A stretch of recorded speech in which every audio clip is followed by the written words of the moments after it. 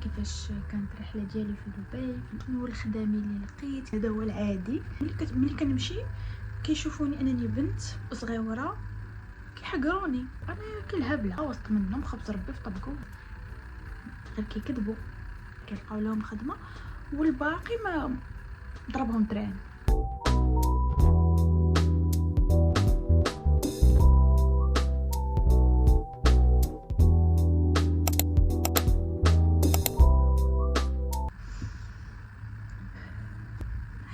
سلام، كدايرين؟ لاباس عليكم؟ يا رب تكونوا بخير وعلى خير وانتم كتشوفوا هذا الفيديو. مرحبا بكم في لاشين ديالي، مرحبا بكم في فيديو جديد اللي هو سبيسيال واحد شويه. المهم خرجه بسيطه، غنحاول في هذا الفيديو باش ما نهضرش بيدي بزاف، حيتاش انا كنهضر بيدي بزاف. اوكي دونك غنحاول، وهذه حاجه راه ماشي غير فيا بوحدي، فينا كاملين، يعني العائله كلها. دونك غنحاول اليوم انني من نرجع. مرحبا بكم في فيديو جديد. اليوم غادي يكون الفيديو ديالنا هو ستوري تايم على حياتي. الفيديو غادي يكون على كيفاش كانت الرحله ديالي في دبي في الامارات اللي انا باقا ساكنه فيها لحد الان، شنو الخدامي اللي لقيت، كيفاش لقيتهم، شنو المواقف الصعيبه اللي طراو ليا في الخدمه ديالي، كيفاش كنت كنبدل، شنو كان كيوقع حتى كنبدل الخدمه ديالي، وبزاف ديال الحويجات وشويه ديال النصائح اللي يقدروا يستافدوا منهم بنات اللي يا اما ناويين يجيو هنايا يقلبوا على خدمه، يا اما هما ديجا هنايا كاينين، يا اما يلاه جاو جداد. المهم تشات بسيط جميل خفيف ظريف، وان شاء الله يكون خفيف حيتاش انا خايفه من ان الفيديو يجي طويل. المهم ما تديوش على هذه حيتاش عندي رجم كيدخل الضو مجهد بزاف وقلقني، دونك غطيت. يلا ندوزو دابا الفيديو ديالنا. فيديو اول حاجه غادي نبداو بها في هذا الفيديو ديالي. شوفوا انا اليوم غادي نهضر، انا ديجا سبونطاني، انسانه عفويه، كنهضر كيف ما انا، ولكن نحاول انني باش نبقى مرتبه افكاري، باش نعاود لكم داكشي بلي ديتاي. دونك كيفاش حتى بدات الرحله، اولا كيفاش حتى فكرت باش انني نجي للامارات. كيف ما الناس كاملين في المغرب، قريت، تعلمت، تخرجت بنقاط زويونين. ما غاديش ندخل في لي ديتاي بزاف ديال القرايه ولا اشنو قريت وداكشي. دونك المهم let's skip this part. ولكن عمرني ما خدمت في داكشي اللي انا قريته. علاش؟ big question. ما غاديش نقول ان المشكل فيا، حيت انا مادام تخرجت في هذيك الحاجه، واخا انا داكشي اللي قريته ما عجبنيش. راه ديجا دويت في واحد لا فيديو واحد اخرى كان Q&A اسئله، وقلت لكم بلا انا قريت الهندسه الميكانيكيه وتخرجت فيها وكل شيء، ولكن انا من ديما كان عندي واحد الحب اولا واحد الحاجه كتجرني الميديا، اي حاجه عندها هكا علاقه مع التحرير، مع الصحافه، مع المهم انا كيعجبني هذا الدومين، الحمد لله هو اللي خدامه فيه انا دابا. اللي وقع هو انني تخرجت وبقيت اشاك فوا كنمشي كنقدم لشي شركه باش انني نخدم، ما كيقبلونيش، اولا ملي كنمشي كندوز لونطروتيان وكلشي كيدوز هو هذاك. كنت حتى ملي كتكون فريش يلا متخرج كتكون كتقلب على دي ستاج فين تنمي داكشي اللي تعلمتيه في السونطر في ليستيا ولا في المدرسه، باش تنميه في شركه اللي هذا هو المعقول، اللي هذا هو العادي. ملي كنمشي كيشوفوني انني بنت صغيره كيحقروني، ولكن في هذيك الوقت كنت مازال فهمتي مستعده لسوق الشغل. كنمشي فرحانه غادا لونطروتيان، كندخل كيبقى يسول فيا كنجاوب، كيسول فيا كنجاوب، كيدخل لي من هنا كيخرج لي من هنا، كيعطيني كنسالو ما كيلقاو ما كيقولوا لي الدومين ديال الرجال سمحي لينا انت هي بنت صغيره ما غاديش نقدروا اننا نغمروا بك ندخلوك لوسط لي ماشين كبار. صراحه كانوا دي ماشين كبار هيوج، ما كيبقاو يعطيوني اعذار اولا ما كيبقاوش يجاوبوني. انا فقدت الامل صافي، شي فقدت الامل، هي ما بقيتش كنقدم، وليت كنقول صافي غادي نبدا نقلب على خدمه واحده اخرى في دومين اخر. لقيت خدامي، خدمت في واحد الشركه ديال الفرنيتشر، ولكن الشركه كانوا ما كيديروش الورقات للناس، عندك لا ورقه لا جوج، يعني مرضتي ولا وقعت لك شي اكسيدون طرافاي ولا شي حاجه ما كاين اللي غادي ينفعك. دازت بديت كنقلب على خدمه واحده اخرى، كنقلب ما جابش الله. حاولت انني ندفع لكندا نمشي عند اختي، مي ما صدقاتش. بديت كان شويه نفسيا كنعيا ولكن في نفس الوقت كنت كندير واحد الحاجه واخا ما كنتش عمرني ما كنت كنقولها، ولكن هاد الحاجه هي انني ديما كنت كندخل وكنبدا حيتاش انا كيف قلت لكم كيعجبني داك هادشي ديال الميديا. ديما كنت كندخل وكنبدا نقلب نشوف دي فيديو، نشوف هذا، وتما فين حليت هاد لاشين هادي اللي انا كنحط فيها دابا دي فيديو. راه انا لاشين ديالي راه محلوله من 2017 وهي محلوله، وديما كنحاول يلا كنبدا كنخاف راه ممكن ما يعجبهمش بنادم يضحك عليا. واخا انا راه العائله ديالي المساندين الرسميين ديالي، عندي خواتاتي المساندات الرسميات ديالي وماما الحمد لله. كندير حاجه نقيه، ما كندير حتى شي حاجه اللي هي خايبه، دونك ديما هما اللي كيشجعوني باش اني نصور. راه انا من راه كدوز فتره طويله ما كنصورش، شكون اللي كيفيقني شكون اللي كيوقدني؟ اقسم بالله الا كيفيقوني خواتاتي، يقول لي دابا انتي كاينه في واحد المدينه اللي هي زوينه، في واحد البلاد اللي هي زوينه، خرجي ديري فلوغات، ديري هذا ديري كذا. كنصور مي ماشي ديما. عندي بنت اختي كانت هي راه بنت اختي ما يصحابش لكم شي وحده اللي بيبي، راه بنت اختي راه قدي، راه بيناتناش بزاف. دونك هي كانت قبل مني هنايا بشويه في الامارات. قالت لي خلاص مروه، قالت لي علاش تبقاي باركه غادي تجي؟ قلت اوكي. دونك صافي قلت لها واخا، بسم الله بسم الله. درت مع دارنا، خديت الموافقه ديال لا فامي ديالي الحمد لله، جبت لي ديبلوم ديالي، الباك ديالي، وريقاتي، كلشي اموري زوينه، وجايه بواحد الامل، واحد الفيزيون كبيره. كنقول غادي نمشي للامارات ان شاء الله باذن الله، وغنلقى شي خدمه اللي واعره، شي بوست اللي زوين، غادي نخدم شي شركه زوينه، غادي ندير هذا. ملي جيت اول حاجه مشيت لعجمان، حيت بنت اختي الخدمه عطينها الدار في عجمان. باقي الله دوزنا. كنت جيت في 2020 في البدايه ديال 2020 كانت يلاه جات كورونا، كانوا باقي ما سدوش المطارات. دونك انايا سافرت مارس 2020 وصلت، يلاه دوزنا ما عرفت شي كلكم جوغ هكذا داروا لوك داون، وانا الفيزا عندي فيه 3 شهور وخاصني في ديك 3 شهور نلقى خدمه. دونك داروا اللوك داون. شنو غادي ندير ما عرفتش. دابا بقيت بركه انا وبنت اختي تيطاطيط في ديك الدار، نديرو دي فيديو، نقشبو، نضحكو، وحيتاش لوك داون ما كاينش اللي كيخرج، ما كاينش خدامي، شركات سدوا، الناس كيخدموا غير اونلاين. انا الايديه خصني نحبس ايدي. جا اللوك داون صافي بقينا باركين، كندفع اونلاين شويه ولكن ما كتجي حتى شي حاجه، حيتاش الناس كانوا خدامين وبركوهم من خدامهم، دونك ما غاديش يخدموا وحده باقي يلاه جايه. بقينا باركين وصلت قربت لا دات ديال انني الفيزا ديالي غادي تكمل، وانا مازال ما لقيت حتى شي حاجه. اللي غادي يوقع هو ان الدوله غادي يعطيو للناس اللي جاو سياحه في هذيك الوقيته وجاهم الحجر الصحي، غادي يمددوا ليهم الفيزا ديالهم، غادي تمدد. يعني انا مثلا كانت عندي الفيزا ديالي من شهر 3 حتى شهر 6 جو بونس، 3 شهور. المهم كانت 3 شهور، مدوها ليا من شهر 6 حتى الاخر ديال العام، حتى شهر 12. فرحت حيتاش مدوها وحيدوا اللوك داون. قلت هادي واحد الساين من عند سيدي ربي انني خصني نقلب على راسي ونخدم. تجيني خديمه في دبي. واحد النهار كونتاكتاوني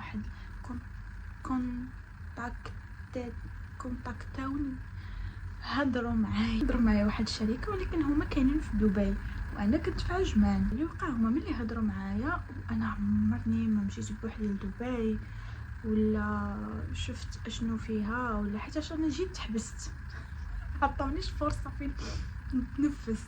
بديت كنقلب على الكرا، كنلقى غير الشيرين، بيان سور غنمشي للشيرين وانا يلا جايه مازال ما عنديش فلوس.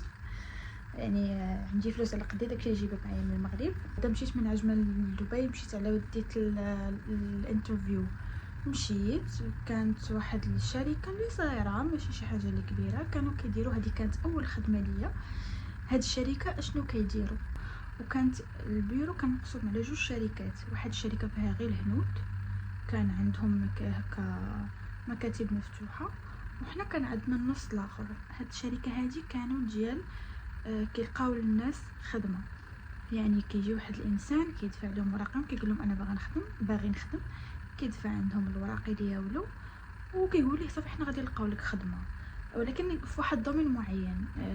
يعني داكشي ديال داك العمال النظافه ديال اللي كيكونوا في لي زوتيل، روم سيرفيس اللي كيغسلوا الماعن في المطاعم.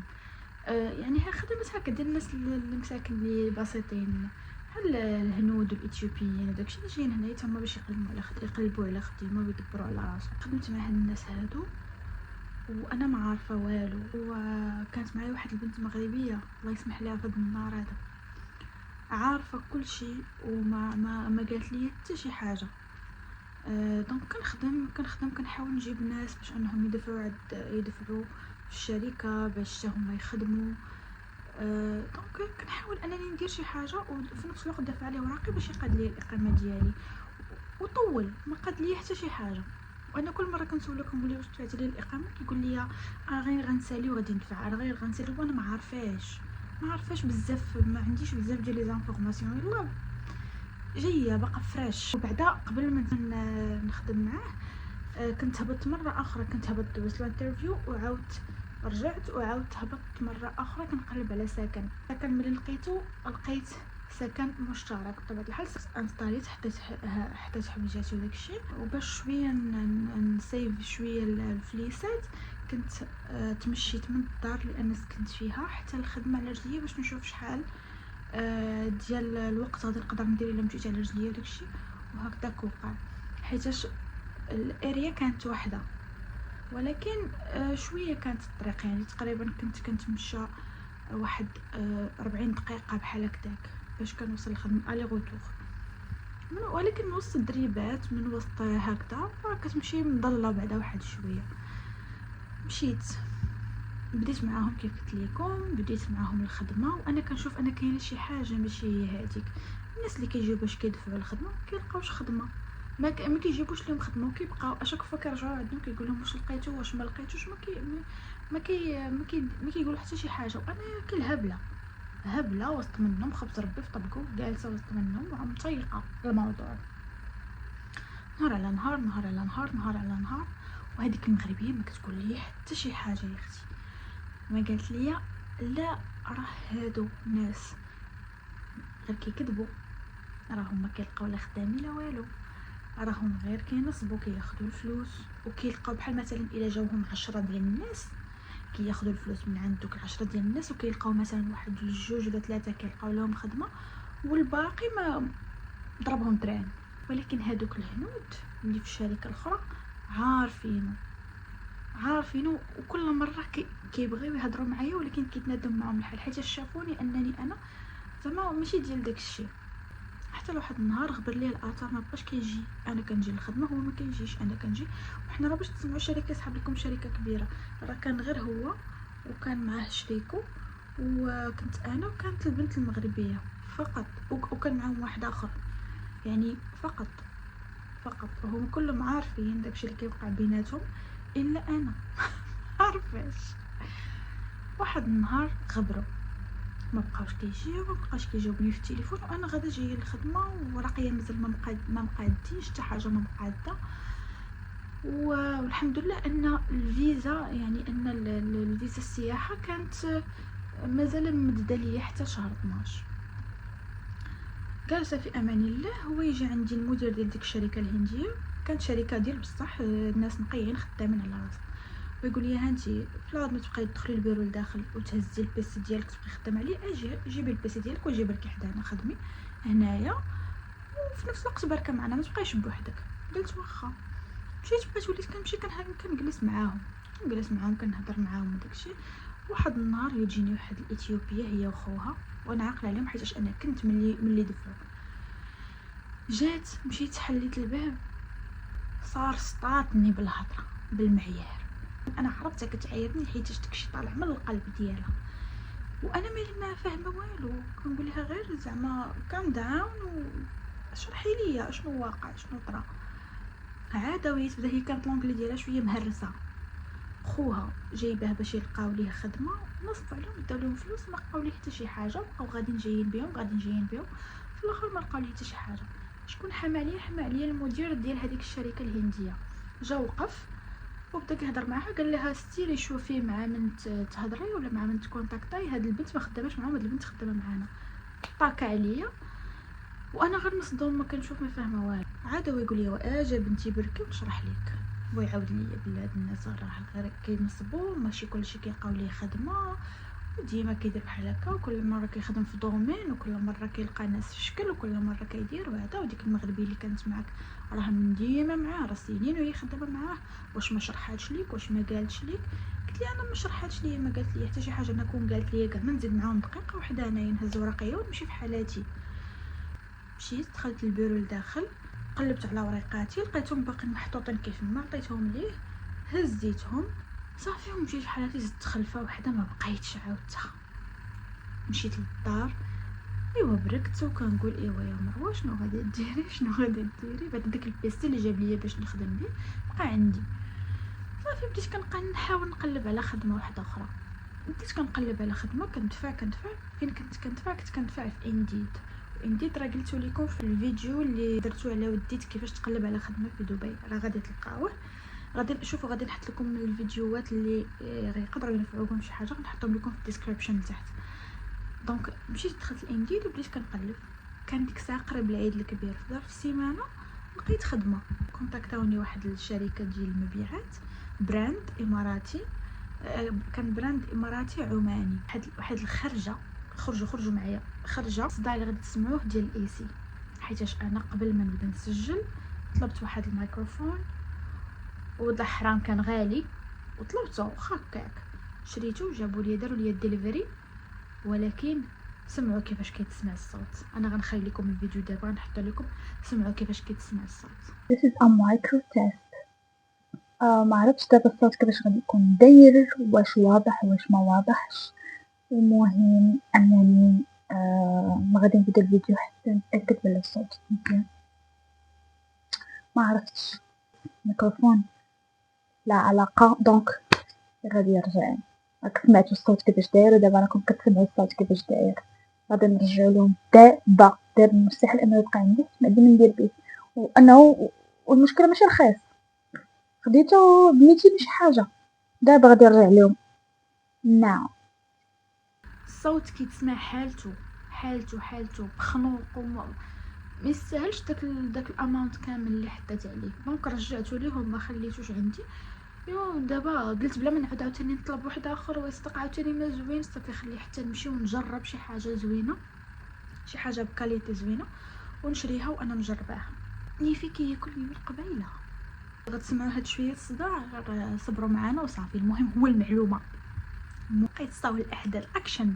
ما علينا سيادي. هضروا معايا هاد الشركه، مشيت كان عندي واحد شويه الفليسات، شريت شوميز جديده، شريت فيست جديده، شريت داكشي فورمال. مشيت حضرت درت الانترفيو. انا الحمد لله لونجلي عندي زوينه، دونك مشيت دوزت الانترفيو ديالي، ولكن ما كانش عندي حتى شي فكره على الدومين اشنو فيه.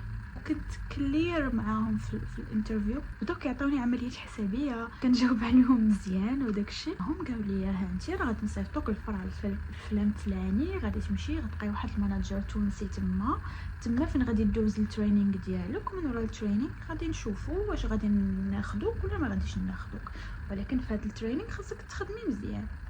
قلت لهم وعليه، وانا حيتاش انسانه باغا الخدمه مشيت عطيت لها طاك. خدمت واحد الفتره. المهم من بعد قبلوني بيان سور. انا ما بغيتش نطول عليكم بزاف، غير فيديو طويل ما عرفتش واش غنقدر نحطو كامل ولا غادي نقسمو على 2 بارتس. المهم نشوف. علاش كانوا كيخدموا الناس، حيتاش في الاعياد والمناسبات كيبغيو الناس كيبغيو الناس اللي يخدموا معاهم في المبيعات البراندات في هاد الوقيته ملي كيكون شي عيد، قرب شي عيد، قرب المهم اي حاجه كيبغيو الناس معاهم في الخدمه، وخصوصا البراندات العربيه. حيت انا البراند اللي خدمت معاه كان براند اماراتي، كيديروا داكشي ديال الساندوز العربيه ديال العيالات وديال الرجال، الصيكان ليدر باكس وداكشي. كان اول عيد كبير ليا برا المغرب، ناري وداز عليا ما نعاودش لك. من ورا العيد الكبير بيومين جاتني الكورونا، صيفطوني اللوك داون، مشيت درت دونك كان واحد الايموشنز مخلطين صعاب. ما عرفتش راسي شنو ندير فيهم. وكانوا عطاوني استوديو غير بوحدي بركت فيه تدوزت ديك 15 يوم ديالي وصافي. ملي رجعت للخدمه صراحه عادي، حيتاش انا في اللوك داون قلتها للخدمه وقالوا لي ماشي مشكل سيري، حيت هذه راه واحد الحاجه اللي ما عندهمش فيها شي ايد هما ولا انا عندي فيها شي ايد، ما عندنا ما نديرو. دازت الايام، انا الحمد لله كنت غاده وكنت طالعه، كانت تخدم معايا واحد البنت فيليبينيه، كنا انا وياها بحال كدا خدامين انا وياها نفس الخدمه، واو الضحك والنشاط ودايرين لومبيونس في الشوب وبزاف زعما واحد الطاقه كانت عندنا في داك الستور زوينه بزاف. حتى لواحد النهار غادي يهضروا معايا، قال لي مروه حنا عجبتنا خدمتك وبغيناك تخدمي معانا في الهيد اوفيس في البيزنس باي. كان الهيد اوفيس في البيزنس باي، قال لي بغيناك تخدمي معانا في الهيد اوفيس. انا فرحت، غادي نزيدوك في الصالير، غادي كذا، عادي عجبتنا خدمتك، غادي تخدمي في الاي كوميرس تيم. مشيت دوز معايا انترفيو واحد اخر، سولوني على الخدمه، انا فرفاره ديك الساعه طياره، سولوني على اللي بغيتو، ما كانش انترفيو، ما كانوا زعما كيسولوني انا ماشي غادي واش غيقبلوني ولا ما يقبلونيش، انا مقبوله، حيت هما اللي بغاوني، غير زعما باش يعرفوني واش عارفه كلشي ولا ما عارفاش كلشي، باش يعرفوا شنو في التريننغ شنو يديروا معايا. خدمت.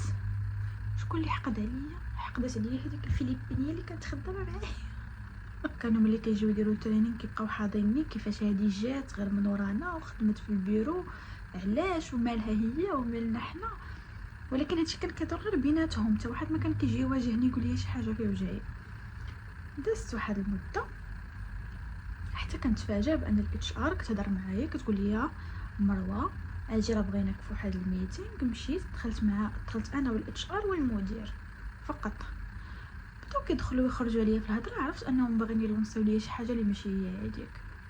وما دخلتش ما يقول لي والصراحه راه حنايا غادي نحلوا الفرع في دبي مول. انا كنت عارفه بانه تجدد وكاين الافتتاح حتى انا خدام معاهم، راه الفرع ديال دبي مول صراحه ما لقيناش محسن منك نتيا باش انك تمشي، ماشي كماناجر ولا شي حاجه، غتمشي كاس اي. قلت ماشي مشكل، انا شوف انا انسانه ميسره، يعني ما كنقولش لا على شي حاجه، والخدمه اخر حاجه نتناقش فيها، يعني ربي كيكتب لك واحد الرزق في واحد البلاصه، يسر امرك وسير. المهم دازو ايام كنت خدامه مزيان، كان بيه مزيان كلشي هو هذا.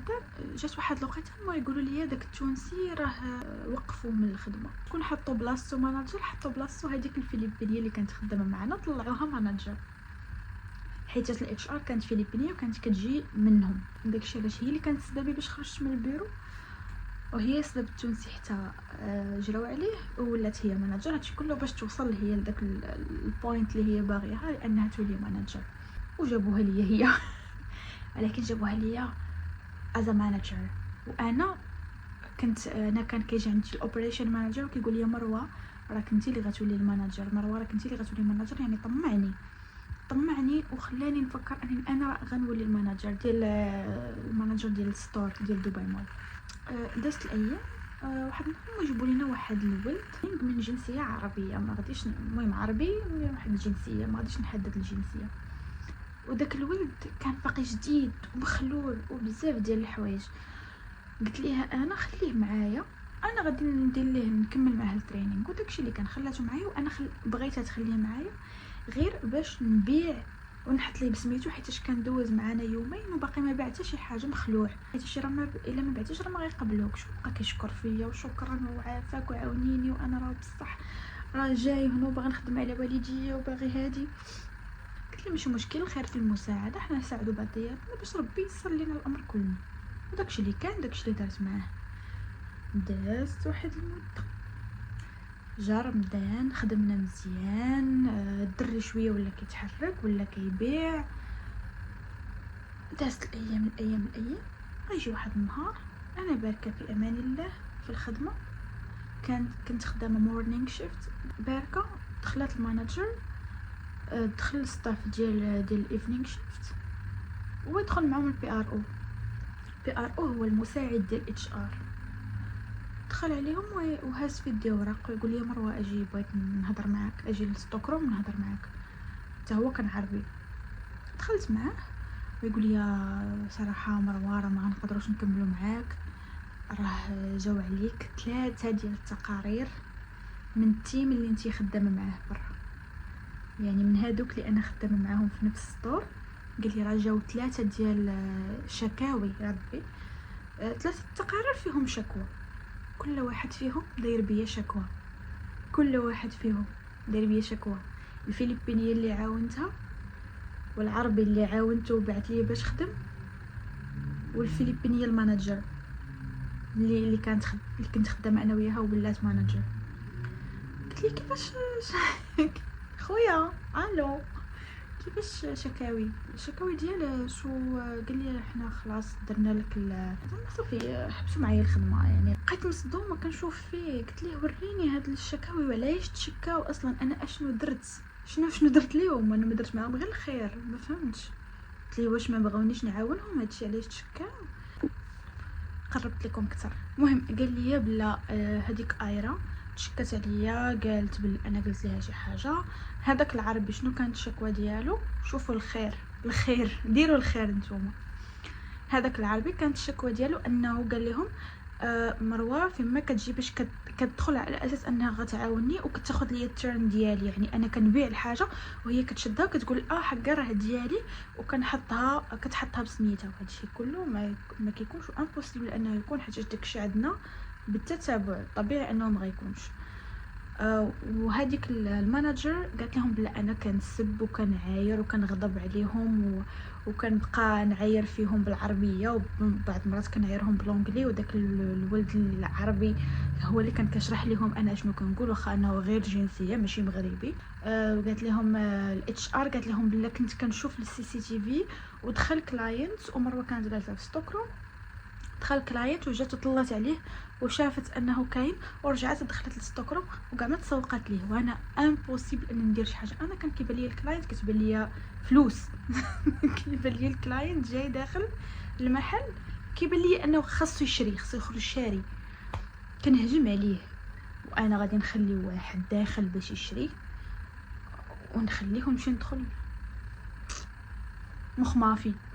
بكيت بقى فيا الحال، ما نعاودش لكم، بكيت بزاف ما عرفتش اشنو وقع، اشنو دار تما.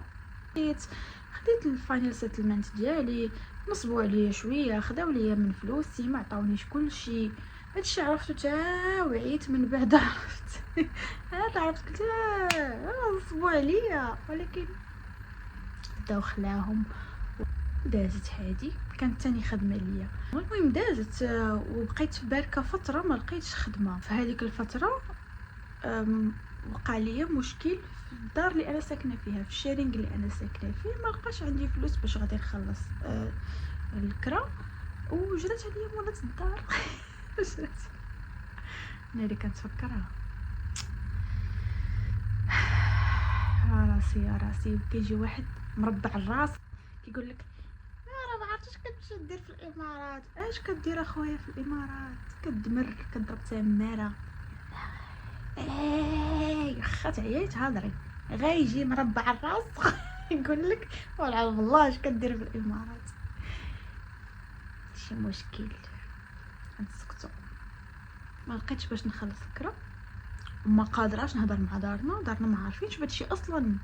جات عندي مولات الدار، جاتني هزت بويلزاتي وخرجت، ما عرفتش راسي فين غنمشي وفين غنجي. بقيت باكا قدام باب